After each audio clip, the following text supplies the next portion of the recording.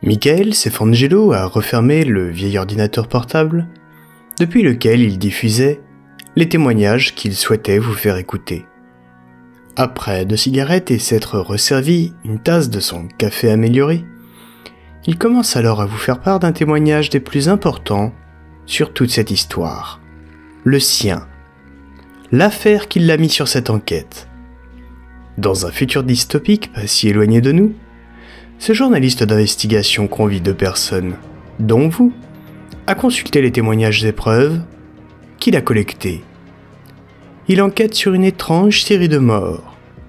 À la fin, vous seul aurez le dernier mot concernant la vérité sur toute cette histoire, et voici l'un de ces témoignages. Bienvenue dans Magma Bleu, épisode 5, Dignité.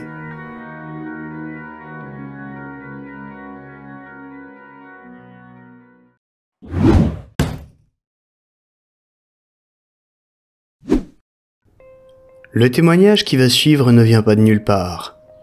Il s'agit du mien. Car si je me suis mis sur cette affaire, ce n'est pas sans raison. Tout a commencé un jour comme les autres. Ce matin-là, comme tous les matins depuis une éternité, je m'étais levé avec l'envie d'en découdre. Pas au sens littéral, quoique, mais contre les non-dits et les magouilles d'État qui rongent notre société. J'étais dans ma propriété, à quelques pâtés de maison d'ici. Pas besoin de vous dire laquelle, elles se ressemblent toutes. Et comme à mon habitude, quand il fait bon, je me rends au bureau à pied. Ce matin-là, donc, ma routine habituelle m'attendait. Un café noir dans une main tandis que je marchais, tout en consultant les dernières nouvelles sur ma Wafone. Avec toujours cette sensation que quelque chose d'énorme m'attendait au tournant. Et ce jour-là, allez savoir pourquoi, je pensais aussi à Roxane Buissière, et vous allez rapidement comprendre pourquoi je vous en parle. Il y a environ 20 ans de ça déjà, on était un duo de journalistes en herbe infernale. Mais on a aussi partagé plus qu'un bureau. On était à la fois si proches et si différents. Elle, toujours sur le terrain, prête à défier l'autorité pour la moindre miette de vérité. Tandis que moi, j'étais plus en retrait, analysant, décryptant, mais toujours avec cette même soif d'exposer quelques pourritures. Roxane et moi avions disons une relation complexe. Je t'aime moi non plus résumait assez bien notre balai incessant entre attirance et agacement. Roxane avait cette façon bien à elle de me pousser dans mes retranchements, tandis que moi je ne cautionnais pas toujours ses façons de faire. Bref, toujours est-il que dans ce moment de réflexion solitaire, ce matin, alors que les souvenirs s'entremêlaient à l'odeur du café, j'entrai dans mon bureau, ici même où vous vous trouvez. Mais à peine la porte eut-elle le temps de se refermer, qu'elle se rouvrit avec une désinvolture qui n'appartenait qu'à une personne. Roxane Buissière, comme surgie de nulle part, se tenait là, dans l'encadrement de la dite porte, un sourire en coin, comme si les 2 dernières années de silence s'étaient volatilisées en un claquement de doigts. Car si nous étions restés bons amis, cela faisait bien 2 ans que je n'avais pas eu directement de ses nouvelles. Salut, Michael. Je resta figé un instant, la tasse de café suspendue à mi-chemin de mes lèvres. Ben, Roxane, qu'est-ce que tu fais là ? Eh bien, je vois que ma visite te fait plaisir. Elle avança dans la pièce, posa un épais dossier sur le bureau déjà bien encombré de notes et consorts, et s'affala dans le fauteuil en face de moi. Le mien pour tout dire. J'ai besoin de toi, Michael. J'ai un gros poisson sur le grill. Ce retour inattendu avait fait battre mon cœur un peu plus fort. Mais était-ce l'excitation de la revoir, ou bien l'appréhension de ce qu'elle avait à m'annoncer ? Probablement un peu des deux. Allez, vas-y, déballe. Mais d'abord, rends-moi mon fauteuil. Roxane commença alors à déballer son histoire. Elle travaillait sur un dossier brûlant. La loi de libéralisation de la bioéthique. Un sujet qui, à première vue, pouvait sembler louable, mais qui cachait, selon elle, un réseau de corruption et de conflits d'intérêts impliquant des politiciens et gamins. Les révélations de Roxane me frappèrent de plein fouet. Les quelques articles que j'ai sortis n'ont pas fait la une, mais ils ont pourtant déclenché une petite tempête invisible. Menaces, intimidations, Et pour finir, une agression en règle dans une ruelle. Façon film noir des années 50. Sauf que là, le scénario était bien réel. Elle souleva sa manche, relevant un bleu encore bien visible sur son avant-bras. Preuve à l'appui. Ajouta-t-elle avec un rectus amer. Et le pire dans tout ça, Michael, c'est que j'ai réussi à lier cette charmante visite nocturne à un politicien tellement véreux qu'il aurait pu donner des leçons de corruption à Audreyne Charcot. Parmi ces éléments, elle évoqua le cas de 2 jeunes étudiants-chercheurs pris dans les filets de Gamma et de ses expériences douteuses. Ils n'étaient que des gamins, Michael. Des gamins qui croyaient contribuer à un monde meilleur. Sauf qu'ils ne savaient pas qu'ils n'étaient que les cobayes d'une entreprise sans scrupules et d'un système politique pourri jusqu'à l'os. Les détails qu'elle me fournit n'étaient que des preuves empiriques, malheureusement, comme à son habitude. Mais il y avait là assez d'éléments pour comprendre qu'il y avait effectivement baleine sous gravillon. Et ce n'était que la partie visible de l'iceberg, comme vous l'entendrez dans les prochains témoignages. En parallèle de son travail d'investigation, Roxane s'était faite cambrioler son appartement. Curieuse coïncidence. Imagine leur tête lorsqu'ils ont découvert que le disque dur qu'ils m'ont dérobé n'était qu'une boîte vide. Elle riait jaune, mais je pouvais déceler une pointe de fierté. Je me suis souvenu de ton coup avec l'enquête sur l'ancien président. Ça m'a inspiré. Confia-t-elle un sourire en coin. L'échange entre nous s'était chargé d'un mélange d'urgence, de danger, et de cette inévitable attirance qui, malgré les années et les disputes, n'avait jamais totalement disparu. Tu imagines, Michael, avec cette loi sur la libéralisation de la bioéthique, ils veulent vendre nos données de santé aux plus offrants.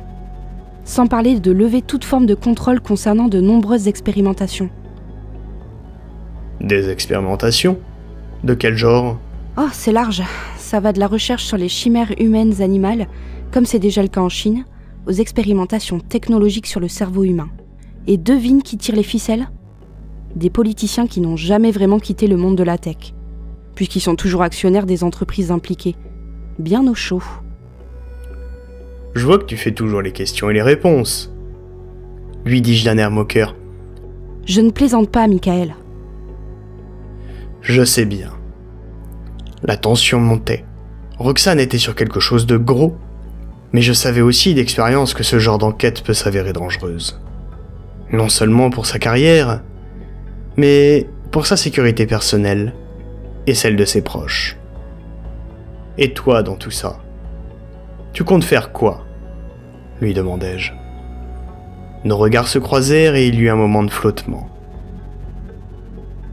Sa déclaration trancha net le lourd silence qui s'était installé. Je vais continuer à enquêter et à publier, évidemment. Qu'est-ce que tu crois ? La détermination dans ses yeux était bien celle de la Roxane que j'avais connue. Cette étincelle, celle-là même qui m'avait toujours fasciné, était le signe d'une tempête à venir. Le problème étant de savoir si dans l'histoire elle était la tempête ou celle qui allait la subir.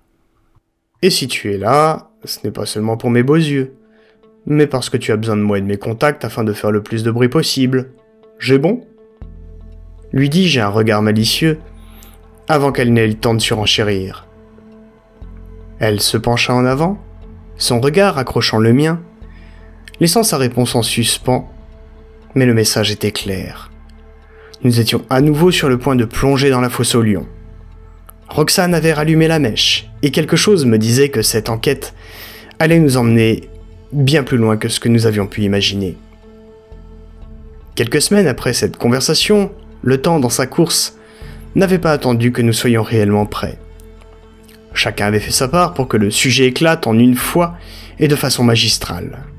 Roxane avait publié son dossier, et le moins qu'on puisse dire, c'était qu'il avait eu l'effet d'une bombe dans le paysage médiatique français. À une époque où le journalisme a perdu de sa superbe, gangréné par la complaisance et la censure, le travail de Roxane ressortait comme un acte de bravoure. Le dossier détaillait avec une précision chirurgicale les liens entre les politiques, Gamma, ses filiales, et leurs intérêts convergents dans la loi de libéralisation de la bioéthique. Elle n'avait rien laissé au hasard, d'autant plus que je l'avais poussée à vérifier scrupuleusement chaque information avancée et à recouper chacune de ses sources. Il fallait qu'elle soit inattaquable. Mais lors de la publication d'un dossier d'investigation, le contre-coup est systématique et son attente fait partie de notre travail. Roxane vivait sous une pression constante, guettant les signes avant-coureurs de la tempête qu'elle savait inévitable. Elle était comme un capitaine scrutant l'horizon qui savait que le calme ne durerait pas. Et la tempête vint, sous la forme d'une contre-attaque médiatique d'une ampleur que même moi, avec mon cynisme habituel, je n'avais pas anticipé. Les calomnies fusèrent de toutes parts, chaque jour apportant son lot de critiques aussi sévères que fallacieuses. Roxane fut alors accusée par certains de complotisme, de diffuser des fake news, quand d'autres lui prêtaient d'être carrément un agent étranger ou l'attaquaient sur son intégrité professionnelle et même personnelle. Cet argument... Non mais c'est pas possible, si vous ne me laissez pas parler, j'arrête. Allez vous cultiver de Je voudrais d'abord que vous vous calmiez, ce qui nous ferait plaisir. Mais attendez, vous trouvez ça normal? Non, oui, je trouve ça normal que les gens puissent s'exprimer. Mais vous qui êtes folle là. C'est vous qui êtes dingue. Je voudrais après d'ailleurs, Je ne savais si pas, vous c'est avez... un guet-apens. Alors en effet, je vais vous écouter. La manière dont vous réagissez, à mes yeux, est très suspecte. Aucun argument de fond, mais une immense campagne de décrédibilisation. Des éditoriaux, des tribunes dans les grands journaux, des interventions télévisées, tout était bon pour discréditer son travail, pour la présenter comme une paria, comme une folle déconnectée du réel. Je la voyais tenir bon, mais je voyais aussi sa carapace commencer à se fissurer. Après tout, elle était humaine. Les attaques incessantes, la diffamation, le harcèlement en ligne, tout cela commençait à peser lourd sur ses épaules. Elle, qui avait toujours été un roc, vacillait finalement sous les coups d'une société qui semblait avoir totalement perdu la raison. Mais si Roxane flanchait, ce n'était pas dans son tempérament de se laisser abattre. Un soir, tandis que nous dînions ensemble, elle se confia. Ils pensent pouvoir m'intimider, me faire taire. Je vais leur montrer de quel bois je me chauffe. Si je dois tomber, je tomberai en me battant. Avait-elle dit avec défi, malgré son épuisement visible. Et c'est ce qu'elle fit. Contre toute attente, elle redoubla d'efforts, cherchant de nouvelles preuves, creusant encore plus profondément la corruption et le mensonge. De mon côté, je faisais tout ce que je pouvais pour l'aider, utilisant mes contacts, mes ressources, pour lui fournir le soutien nécessaire dans cette bataille. C'est alors qu'elle publia un second dossier, comme suite du premier. La bataille que Roxane et moi menions prit ensuite un tournant des plus sombres. Un scénario que, même dans nos pires prédictions, nous n'aurions pu imaginer. La contre-attaque médiatique avait fait des ravages, certes, mais c'était ce qui suivit qui marqua l'apogée de cette folie collective. Un matin, l'annonce tomba comme un coup près. Roxane était sommée de se soumettre à un bilan psychiatrique. La nouvelle fit le tour des réseaux sociaux avant même qu'il ne soit midi, relayée par les médias mainstream comme l'évidence même. Cette simple exigence sonnait comme la preuve ultime de sa dérive conspirationniste. Évidemment, Roxane refusa. Un tel bilan était évidemment joué d'avance, mais surtout, elle avait son honneur. Chose logique, son refus de se plier à cette mascarade fut alors interprété comme la confirmation de sa folie. Roxane Michel sera-t-elle bientôt internée pour ses jours de rééducation? C'est la question que nous allons commencer à traiter aujourd'hui dans notre matinale. Titraient les éditorialistes avec un naturel des plus glaçants. C'est alors que, sans même rencontrer un professionnel de santé, elle fut diagnostiquée comme souffrant d'un trouble de la perception de la réalité avec conscience dissociative. Un terme savant tout droit sorti du DSM-7, le référentiel des maladies mentales, pour stigmatiser ceux qui, comme elle, osaient questionner l'ordre établi. Le verdict tomba sans appel. Elle était à présent considérée comme étant un danger pour elle-même et pour les autres. Elle fut alors internée en raison de ses pseudo-problèmes psychiatriques. Roxane, cette femme d'une intégrité et d'une force incroyable, fut réduite au rang de cas clinique, d'anomalie à corriger. Pendant 1 an, à mon tour, je me battis bec et ongles, mais d'abord pour elle, pour la faire sortir de l'hôpital où elle était lobotomisée par les médicaments. Puis vint le coup de grâce. Celui qui me frappa de plein fouet, m'ôtant le souffle et toute illusion restante quant à l'existence de la justice dans notre monde. Roxane fut déclarée irresponsable de ses actes de façon permanente.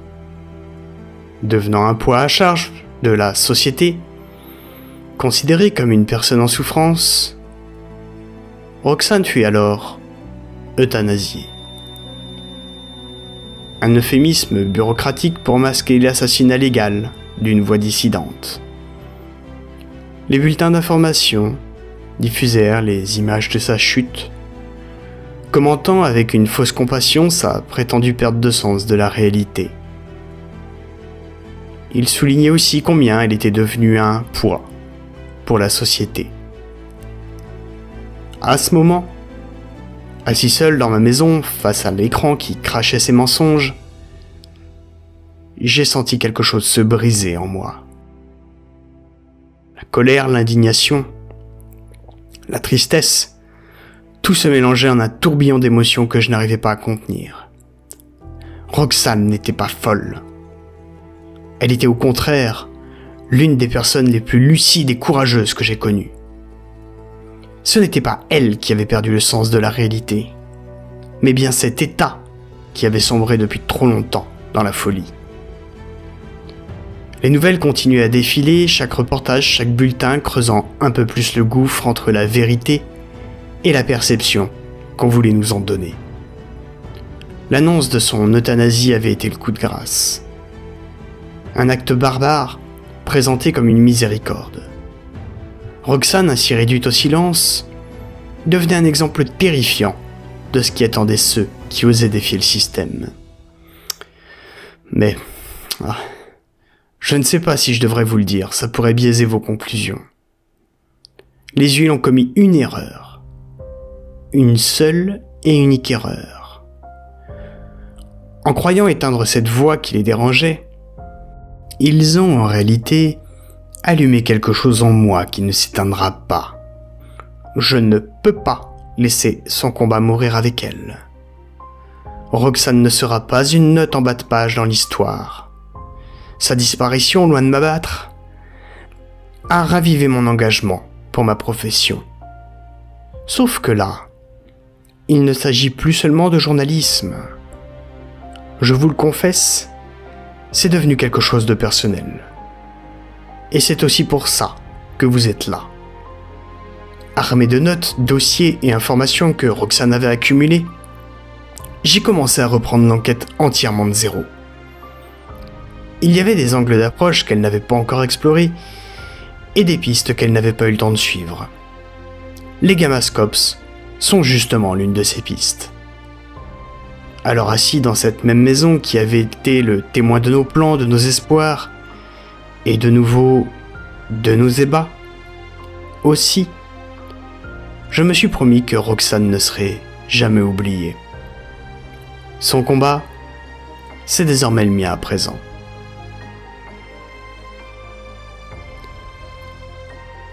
La suite dans Magma Bleu, épisode 6.